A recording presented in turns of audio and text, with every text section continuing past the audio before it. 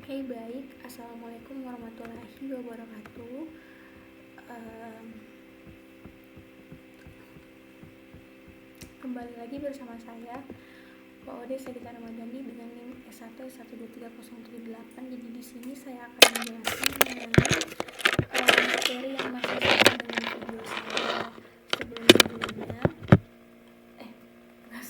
Di materi saya sebelumnya yang dimana itu saya hanya sampai menjelaskan di DQ dan NQ. Nah, sekarang saya akan lanjut menjelaskan di doubly linked list. Nah, jadi materinya masih sama, yaitu materi linked list. Nah, doubly linked list ini merupakan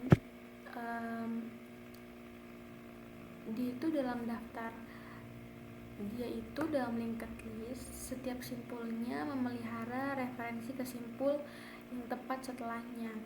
Nah, ada beberapa keterbatasan dari linked list ini. Yang pertama, dia itu sulit untuk menghapus sampul pada bagian akhir secara desain.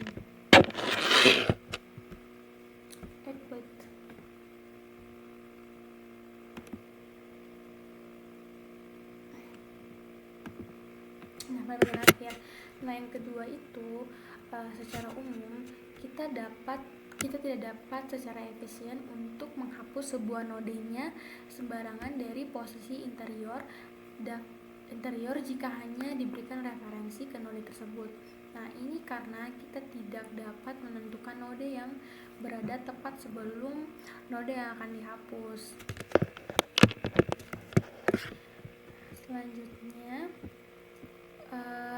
keterbatasan single linked list ini diatasi dengan struktur doubly linked list, yang dimana setiap nodenya akan menyimpan referensi eksplisit ke simpul sebelumnya dan referensi ke simpul setelahnya. Nah, ini memungkinkan operasi pembaruan O1 waktu baik untuk penyisipan dan penghapusan pada posisi sembarang dalam daftar. Selanjutnya, untuk menghindari beberapa kasus, khususnya saat beroperasi di dekat batas daftar terpaut ganda, ini membantu menambahkan node khusus di kedua ujung daftar, yaitu node header di awal daftar dan simpul trailer di akhir daftar. Nah, kemudian ada node tier 1 yang disebut sentinel yang tidak menyimpan elemen. Lalu untuk daftar kosong, pada header menunjukkan ke trailer dan bidang sebelumnya pada trailer menunjuk ke header. Lalu penggunaan sentinel ini menyederhanakan logika operasi. Node header dan trailer tidak pernah berubah, hanya node di antara keduanya yang mengubah. Lalu semua penyisipan dan penghapusan dapat ditangani secara terpadu. Node baru ini disisipkan atau dihapus antara sepasang node yang ada. Lalu ada menyisipkan dengan daftar terpaut ganda atau inserting with a double linked list. Nah, kasusnya itu penyisipan pada posisi sembarangan dalam daftar tidak kosong ini. Lalu kasus 2-nya itu menyisipkan di awal daftar. Nah, lalu ada deleting a node in a double linked list, yang dimana karena penggunaan sentinel, implementasi yang sama dapat digunakan untuk menghapus node pertama ataupun terakhir. Lalu ada basic implementation of double linked list. Nah,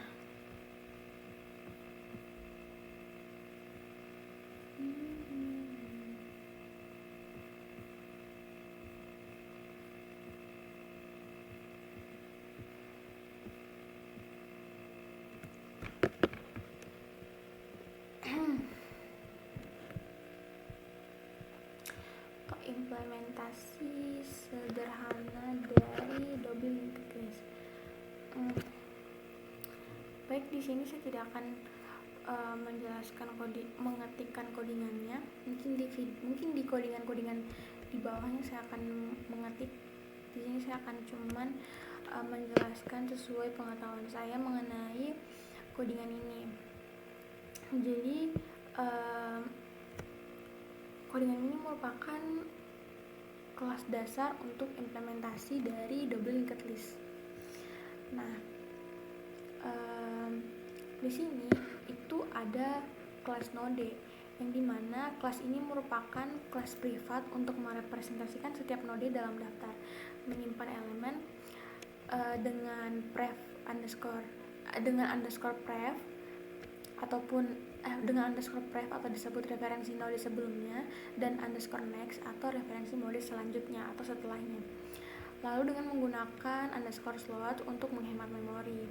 Nah, kemudian ini ada dev init self, yang dimana ini tuh akan menginisialisasi daftar kosong dengan header dan trailer sebagai node sentinel atau penjaga, yang dimana headernya itu menunjuk ke trailer dan trailer menunjuk kembali ke header dengan membentuk lingkaran awal. Atau underscore size ini diinisialisasi ke 0. Lalu ada len self dan is empty self. Nah, yang dimana metode ini itu untuk mendapatkan ukuran daftar dan memeriksa apakah daftar itu kosong atau tidak. Lalu ada, nah ini kan sambungan dari codingan di atas. Lalu ada insert between atau metode insert between, yang dimana ini tuh akan dimana parameternya itu ada predecessor dan suksesor. Nah, metode ini tuh kuncinya untuk menambahkan elemen A, dimana di antara dua node predecessor dan successor ini membuat node baru, mengatur referensi underscore pref dan underscore next dengan benar dan mempengaruhi underscore size. Lalu ada metode delete node, yang dimana ini akan menghapus node dari daftar dan mengatur ulang referensi pref dan next dari node-node tetangga yang melewati node yang telah dihapus, dan untuk mengurangi size serta mengembalikan elemen yang dihapus. Nah, selanjutnya implementasi decoy with double linked list. Nah, ini merupakan contoh implementasi dari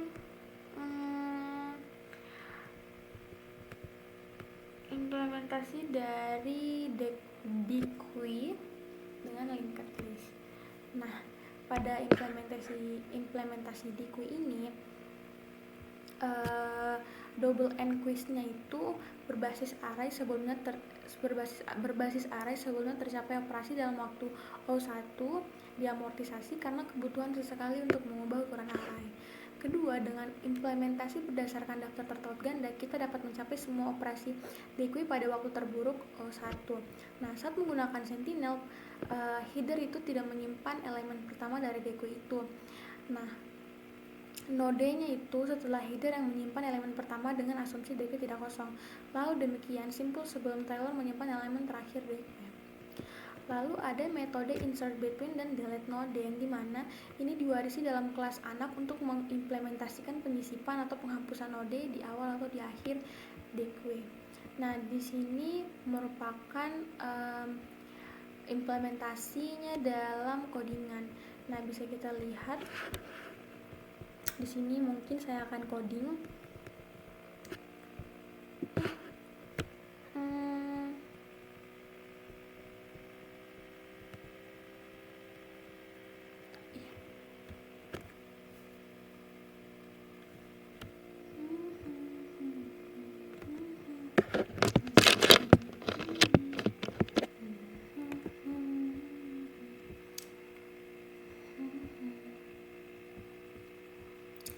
Ini kita di sini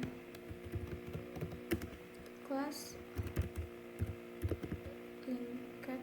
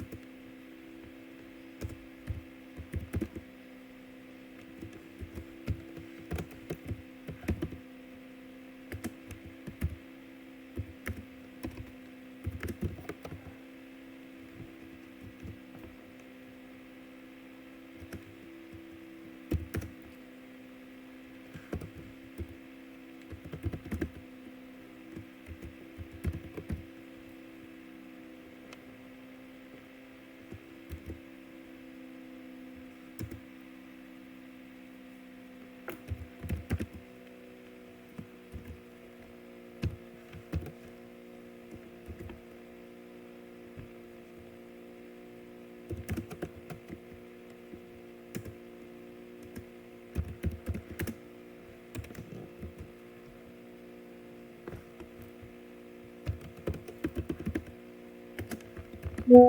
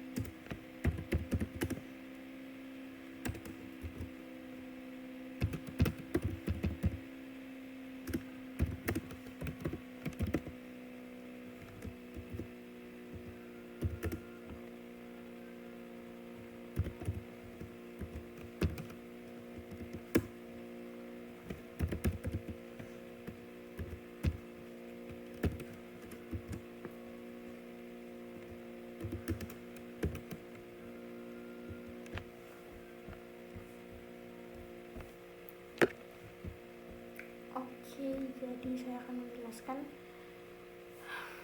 mengenai clause linked implementasi dari clause linked degree-nya.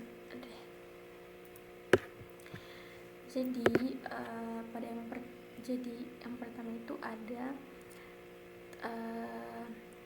first dan last self, lalu juga ada insert first, insert last, ada delete first, delete last, dan ada string.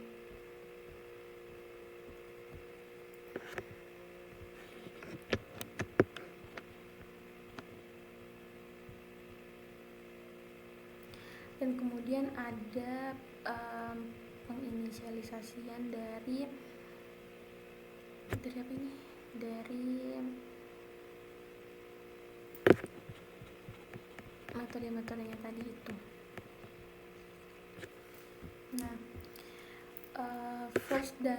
first self dan last self ini merupakan mengembalikan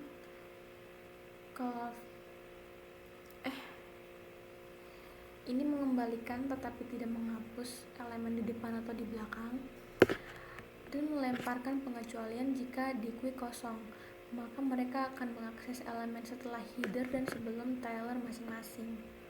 Nah, untuk insert first ini akan menambahkan elemen ke depan dan memanggil insert between antara header dan node setelah header. Kemudian ada insert last yang dimana ini akan menambahkan elemen ke belakang diqui dengan memanggil insert between antara node sebelum trailer dan trailer. Lalu ada delete first yang dimana ini akan menghapus dan mengembalikan elemen dari depan diqui, kemudian melemparkan pengecualian jika kosong. Ini akan memanggil delete underscore node pada node setelah header. Lalu ada delete first, delete last, delete first. Delete first ini delete last setelah delete last ini akan menghapus dan mengembalikan elemen dari belakang diqui. Nah, dia akan melempar pengecualian jika kosong dan akan memanggil delete underscore node pada node sebelum trailer. Nah, kemudian ada string. Nah, string ini akan menyediakan representasi string dan diqui untuk tujuan pencetakan.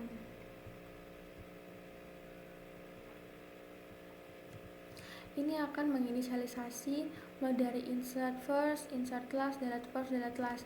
Nah, kemudian bisa dilihat output pada gambar ini itu nah, length of diqui-nya ini kan 5. Nah, 5 ini merupakan hasil dari print length D-nya. Nah, setelah serangkaian operasi insert first dan insert last-nya itu menghasilkan elemen 5 dalam diqui-nya, Lalu ini ada D 20, 15, 10, 5, min 1. Nah, ini merupakan representasi string dari D ke D setelah penyisipan. Nah, elemen dimasukkan sebagai berikut. Itu ada insert first yaitu 10, insert first-nya 15, insert last-nya 15, 10, 5, insert last-nya min 1, 15, 10, 5, min 1, dan insert first-nya 20 yaitu 20, 15, 10, 5, min 1. Nah, kemudian ada delete from head. Ini yang delete from head-nya kan 20. Nah, 20 ini merupakan nilai yang dikembalikan oleh D delete first. Untuk elemen pertama 20 akan dihapus. Lalu ada delete from tail yang dimana min 1. Min 1 ini merupakan nilai yang dikembalikan oleh delete flash pada elemen terakhir min 1 dihapus. Lalu ada length of DQ yaitu 3, yang dimana setelah 2 penghapusan panjang DQ-nya berkurang menjadi 3. Lalu D-nya itu 15, 10, 5 yang merepresentasikan string dari DQ setelah penghapusan 20 dan 20 dari depan dan min 1 dari belakang, sehingga menyisakan 15, 10, dan 5. Nah, seperti itu kurang lebih.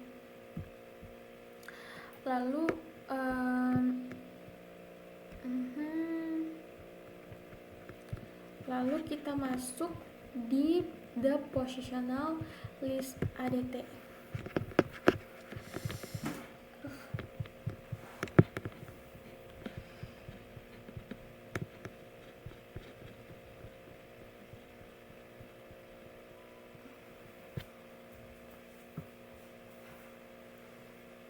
Nah, the positional list ADT ini merupakan daftar posisi ADT, yang dimana ini akan memberikan abstraksi umum dari urutan elemen dengan kemampuan untuk mengidentifikasi lokasi suatu unsur. Lalu menyediakan tipe data abstrak yang lebih sederhana untuk mendeskripsikan lokasi dalam daftar, yang dimana suatu posisi bertindak sebagai penanda atau token dalam daftar posisi yang lebih luas. Kemudian posisi P tidak terpengaruh dan perubahan di tempat lain dalam daftar kecuali dihapus oleh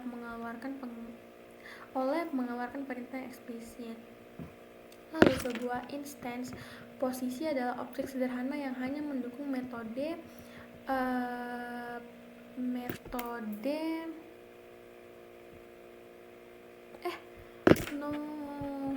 salah. Oh no.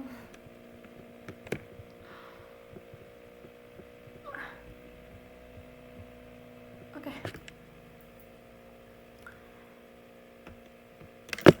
Oh my god. Sorry salah.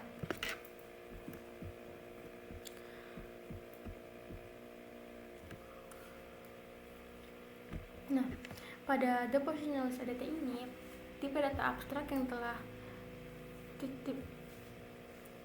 tipe data abstrak yaitu tumpukan antrian dan antrian berujung ganda hanya mengizinkan operasi pembaruan yang terjadi di salah satu ujung urutan atau yang lain. Kemudian pertimbangan contoh antrian sebelumnya untuk pelanggan yang menunggu menerima pesanan melayani, yaitu yang pertama, bagaimana jika pelanggan ingin meninggalkan antrian sebelum mencapai loket tiket, dan bagaimana jika seseorang yang sedang mengantri untuk membeli tiket mengizinkan temannya untuk memotong antrian pada saat itu. Kemudian hal itu memotivasi adanya ADT yang lebih umum yang menyediakan cara bagi pengguna untuk merujuk ke elemen di mana saja dalam suatu urutan dan untuk melakukan penyisipan serta penghapusan yang sewenang-wenang. Lalu dalam urutan berbasis array, indeks integer menyediakan cara yang sangat baik untuk menggambarkan lokasi suatu elemen atau lokasi di mana penyisipan atau penghapusan harus dilakukan. Namun, indeks numerik bukanlah pilihan yang baik untuk menggambarkan posisi dalam daftar tertaut. Kita tidak dapat mengakses entry secara efisien hanya dengan mengetahui indeksnya, yaitu Y yang menemukan elemen pada indeks tertentu dalam daftar tertaut memerlukan penelusuran daftar secara bertahap dari awal atau akhir sambil menghitung elemen seiring berjalannya waktu. Kemudian, indeks bukanlah abstraksi yang baik untuk menggambarkan posisi lokal di beberapa aplikasi. Karena indeks entry berubah seiring waktu karena penyisipan atau penghapusan yang terjadi lebih awal dari urutan tersebut, dan Misalnya, mungkin tidak mudah untuk menggambarkan lokasi seseorang yang sedang mengantri dengan mengetahui secara tepat seberapa jauh orang tersebut dari bagian depan antrian. Another example, word processor. Nah, dokumen teks dapat dilihat sebagai rangkaian karakter yang panjang. Nah, pengolah kata menggunakan abstraksi kursor untuk menggambarkan posisi dalam dokumen tanpa menggunakan indeks bilangan bulat secara eksplisit yang memungkinkan operasi seperti menghapus karakter pada kursor atau menyisipkan karakter baru tepat pada kursor. Kemudian ada lebih kita mungkin dapat merujuk pada posisi inheren dalam suatu dokumen seperti awal bagian tertentu yang dimana tanpa bergantung pada indeks karakter atau bahkan nomor bagian yang dapat berubah seiring perkembangan dokumen. Bisakah kita menggunakan referensi node sebagai posisi? Nah, daftar tertaut menyediakan penyisipan dan penghapusan O1 waktu pada posisi sembarang selama referensi ke simpul relevan tersedia. Oleh karena itu, sangatlah menggoda untuk mengembangkan ADT ini di mana referensi simpulnya berfungsi sebagai mekanisme untuk menggambarkan suatu posisi. Faktanya, kelas double linked base kita memiliki metode insert between dan delete node yang menerima referensi simpul sebagai parameter. Namun, penggunaan node secara langsung akan melanggar prinsip desain berorientasi objek dari abstraksi dan enkapsulasi yang diperkenalkan dalam kuliah sebelumnya. Nah, ada beberapa alasan untuk mengenkapsulasi node dari daftar tertaut. Yang pertama akan lebih mudah bagi pengguna apabila mereka tidak perlu repot memikirkan detail implementasi seperti manipulasi referensi node tingkat rendah atau ketergantungan kita pada pengguna node sentinel. Nah, kita dapat memastikan ketahanan struktur data dengan tidak mengizinkan pengguna untuk mengakses atau memanipulasi node secara langsung dengan mencegah salah urus oleh pengguna. Lalu ada enkapsulasi, memberikan fleksibilitas untuk mendesain ulang struktur data dan meningkatkan kinerjanya. Nah, kita masuk pada the positional list ADT. Ini akan memberikan abstraksi umum dari urutan elemen dengan kemampuan untuk mengidentifikasi lokasi suatu unsur. Lalu, ini menyediakan tipe data abstrak atau posisi yang lebih sederhana untuk mendeskripsikan lokasi dalam daftar, di mana suatu posisi bertindak sebagai penanda atau token dalam daftar posisi yang lebih luas. Lalu posisi P tidak terpengaruh oleh perubahan di tempat lain dalam daftar kecuali dihapus oleh mengeluarkan perintah eksplisit. Nah, sebuah instance posisi adalah objek sederhana yang hanya mendukung metode berikutnya, yaitu p.element, yang dimana ini akan mengembalikan elemen yang disimpan pada posisi P. Nah, posisi berfungsi sebagai parameter untuk beberapa metode dan sebagai nilai pengambilan dari metode lain. Ada daftar posisi ADT atau L yang mendukung metode aksesor, yaitu ada L.first, yang dimana ini akan mengembalikan posisi elemen pertama L atau non jika L kosong. Lalu ada L.last, yang dimana ini akan mengembalikan posisi elemen terakhir atau non jika L kosong. Lalu ada L before P, yang dimana ini akan mengembalikan posisi L tepat sebelum posisi P atau non jika P adalah yang pertama posisi.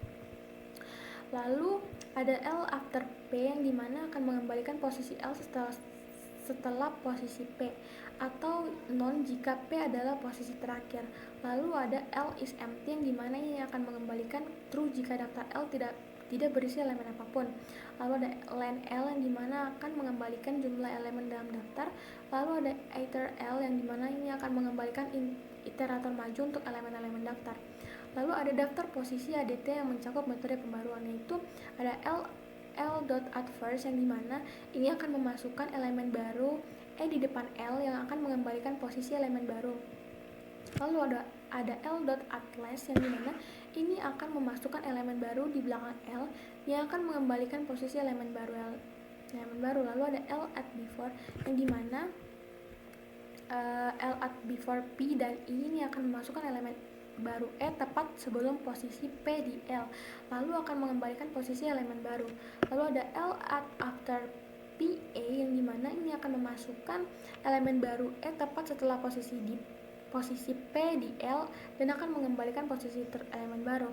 Lalu ada L replace PA, yang dimana ini akan mengganti elemen pada posisi P dengan elemen E yang akan mengembalikan elemen yang sebelumnya berada pada posisi P. Lalu ada L delete P, yang dimana ini akan menghapus dan mengembalikan elemen pada posisi P di L sehingga posisi tersebut tidak valid. Nah, ada beberapa pengamatan. Pada metode first dan last dari daftar posisi ADT, ini akan mengembalikan posisi terkait bukan elemen. Nah, elemen pada suatu posisi dapat diperoleh dengan memanggil metode elemen pada posisi tersebut, yaitu ada L.first element, yang dimana ini elemen pertama dalam daftar, dan L last element, yang ini merupakan elemen terakhir dalam daftar. Keuntungan menerima posisi sebagai nilai balik adalah kita dapat menggunakan posisi tersebut untuk menavigasi daftar, yang dimana ada cursor sama dengan data.first, while cursor is not known. Lalu ada print cursor.element, cursor sama dengan data.after cursor. Kemudian karena ADT menyertakan dukungan untuk fungsi iterpython, pengguna dapat mengandalkan sintaks for loop tradisional untuk suatu lintasan maju dari suatu daftar yang diberi nama data, yaitu for A in data, print A. Bisa dilihat tabelnya. Lalu kita langsung lanjut saja di positional list implementation using doubly linked list. Nah, pada proposisi, setiap metode daftar posisi ADT berjalan pada waktu terburuk O1 ketika diimplementasikan dengan daftar tertaut ganda. Nah, di sini ini akan mengandalkan doubly linked base untuk merepresentasikan tingkat rendah. Kemudian ada menyediakan antarmuka publik sesuai dengan daftar posisi ADT. Nah, di sini akan mendefinisikan kelas posisi atau class position yang bersarang di dalam kelas position list atau anak dari position list. Nah, setelah itu berbagai metode position list mungkin berakhir dengan terciptanya instance posisi yang redundant. Oleh karena itu kita mendefinisikan underscore EQ dan underscore NA yang merupakan metode khusus dalam kelas posisi untuk melakukan pengujian seperti P sama dengan Q.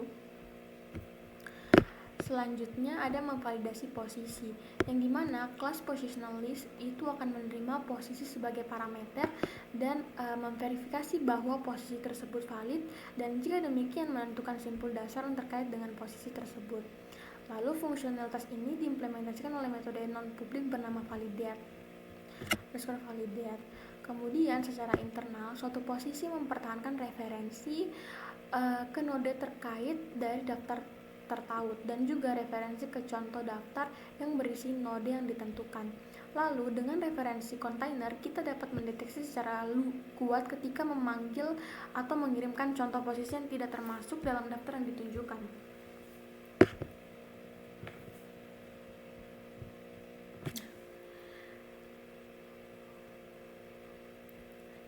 Kita juga dapat mendeteksi sebuah posisi yang termasuk dalam daftar tetapi merujuk pada simpul yang tidak lagi menjadi bagian dari daftar tersebut. Nah, delete node merupakan kelas dasar yang menetapkan referensi sebelumnya dan berikutnya. Dari node yang dihapus ke non, kita dapat mengenali kondisi tersebut untuk mendeteksi node yang tidak lagi digunakan. Lalu ada metode akses dan pembaruan. Nah, semua metode ini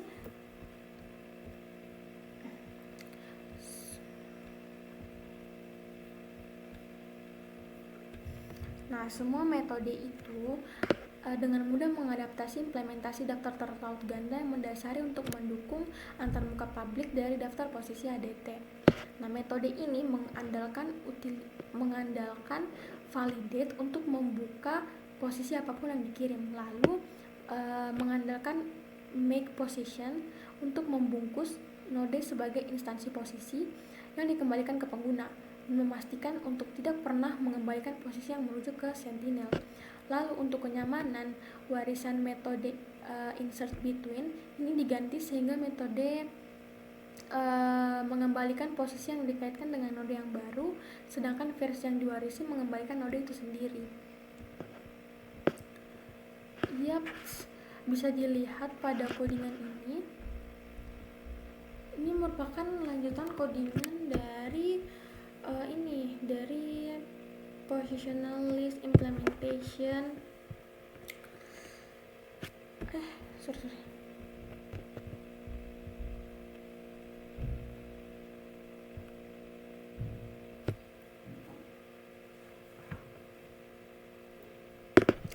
Saya langsung jelaskan saja pada outputnya.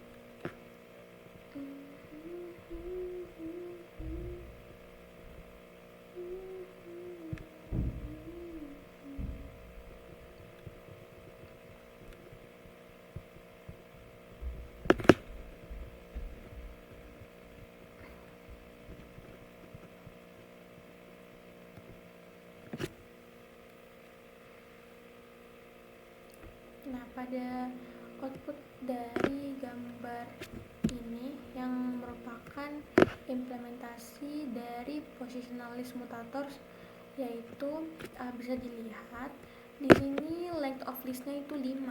Nah, 5 ini menunjukkan panjang daftar setelah beberapa operasi penambahan, yaitu ada add, ada add first, dan add last. Nah, jumlah itu semua totalnya dari 5. Kemudian pada positional listnya ada min 2, 7, 5, 10, 3. Nah, ini merupakan representasi string dari positional list setelah penambahan dan kemungkinan pengganti elemen. Urutan elemennya itu akan mencerminkan operasi yang dilakukan. Lalu ada delete.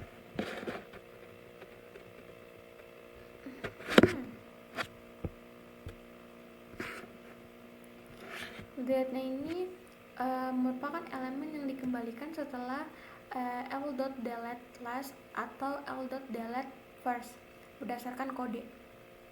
Kemudian ada length of list yang panjang itu 3, di mana 3 ini merupakan panjang daftar setelah penghapusan satu elemen. Kemudian ada positional list yang di sini positional list ini merupakan daftar setelah penghapusan. Lalu ada length of list yang dimana length of list ini merupakan panjang daftar setelah penambahan elemen baru. Kemudian adalah positional list yang dimana daftar setelah elemen baru ditambahkan pada posisi tertentu. Kemudian ada length of list yang dimana ini merupakan panjang daftar setelah operasi penggantian atau replace. Lalu ada positional list lagi yang dimana ini akan menampilkan daftar setelah elemen diganti atau dimodifikasi. Lalu ada using interior to print element yang merupakan output dari iterasi melalui daftar for p in L, yaitu print p.element yang akan menunjukkan elemen-elemen dalam gambar. Elemen dalam urutannya.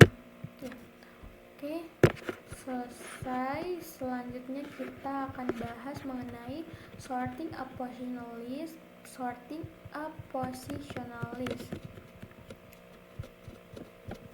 Yang dimana pada sorting as positional list ini itu akan mengurutkan daftar posisi.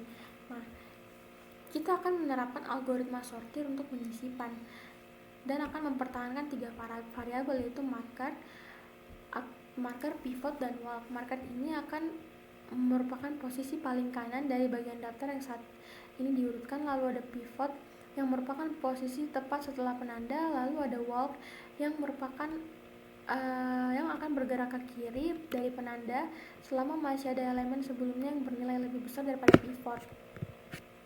Kemudian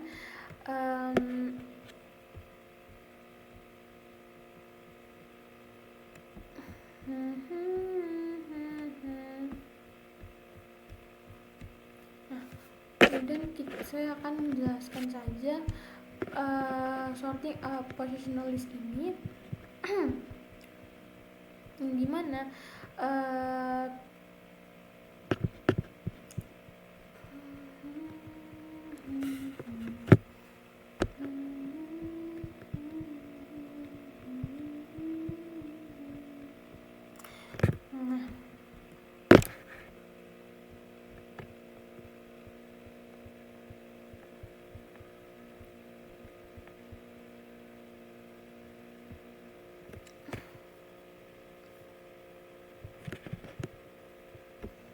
di sini kan outputnya itu mana ya? Nah, outputnya itu kan ada original list sama sorted list. Nah, original listnya itu ada 7, 100, 5, 11, dan 1. Nah, output ini tuh merupakan representasi string dari positional list sebelum fungsi insertion sort dipanggil. Kemudian ada sorted list yang dimana output ini akan merepresentasikan string dari positional list setelah fungsi insertion sort dijalankan dan akan menunjukkan elemen-elemen telah diurutkan dalam urutan menarik. Lalu kita langsung lanjut saja di case tadi, yaitu maintaining access frequencies, yang dimana pada daftar favorit list ADT itu yang pertama untuk memelihara koleksi elemen sambil melacak beberapa kali setiap elemen diakses. Contohnya, kita mengakses peramban web yang melacak URL yang paling sering diakses pengguna. Kemudian yang kedua, contohnya itu koleksi musik yang menyimpan daftar lagu-lagu yang paling sering diputar oleh pengguna. Nah, favorit ADT ini harus menyediakan beberapa metode, yaitu access, remove, dan top. Akses ini akan mengakses elemen E, menambah jumlah aksesnya dan menambahkannya ke daftar favorit jika belum ada. Kemudian ada remove E, yang dimana ini akan menghapus elemen dari daftar favorit jika ada. Lalu ada top K yang akan mengembalikan iterasi K ke elemen yang paling banyak diakses. Lalu ada the favorite list is sort, yang dimana setiap kali item diakses, hitungannya bertambah dan posisinya disesuaikan dalam daftar yang menggunakan teknik yang mirip dengan algoritma pengurutan penyisipan.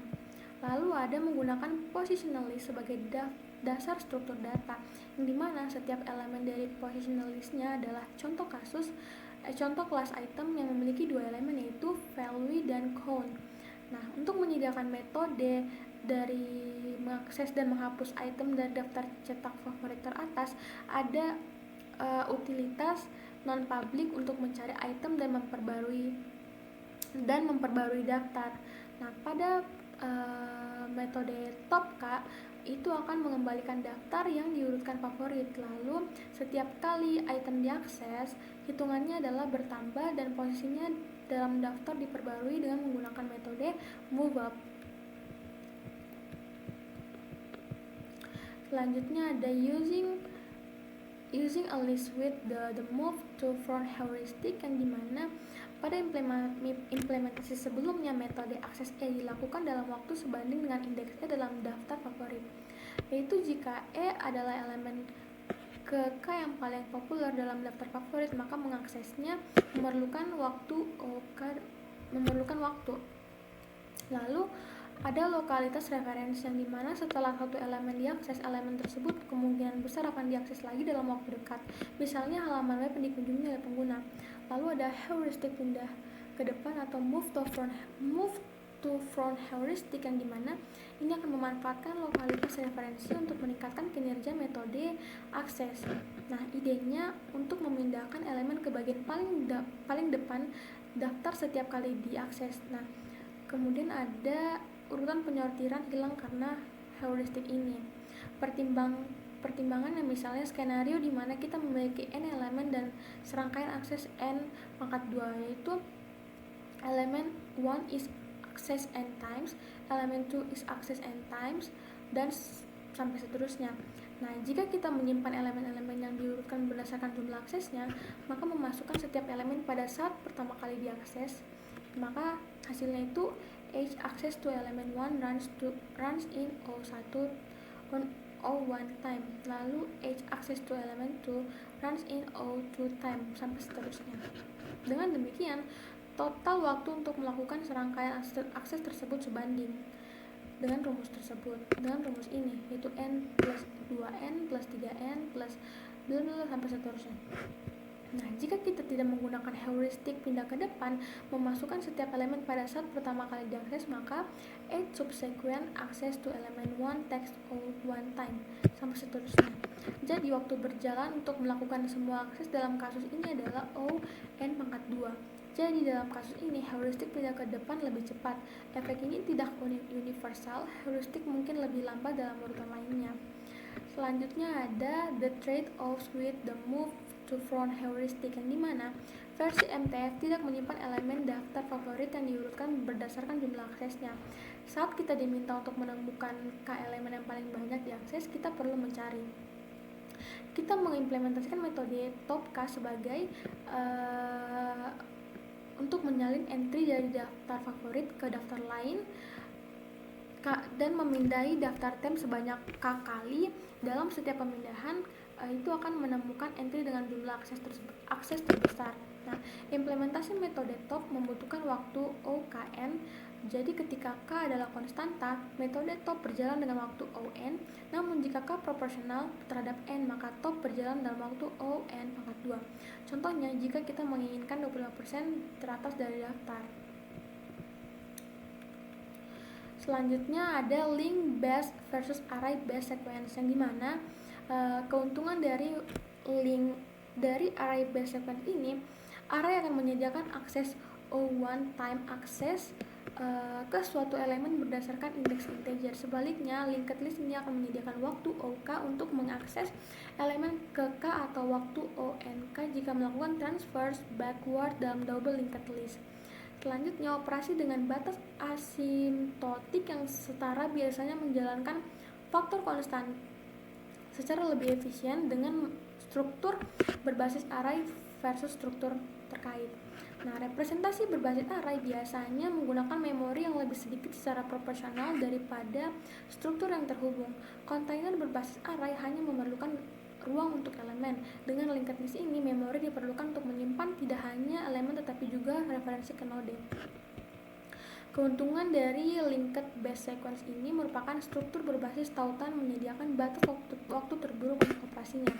Hal ini kontras dengan batasan diamortisasi yang terkait dengan perluasan atau konstruksi susunan dinamis yang penting untuk sistem waktu nyata. Kemudian, struktur based atau link based struktur pada posisi yang sembarangan. Hal ini sangat kontras dengan urutan berbasis array. Misalnya, metode insert atau pop dari daftar kelas Python membutuhkan on kurang K plus 10 untuk beroperasi pada indeks K karena memerlukan loop untuk menggeser semua elemen berikutnya. Oke, cukup sekian dari saya. Kurang dan lebih mohon dimaafkan. Saya akhiri dengan ucapan wabillahi taufiq wal hidayah. Wassalamualaikum warahmatullahi wabarakatuh.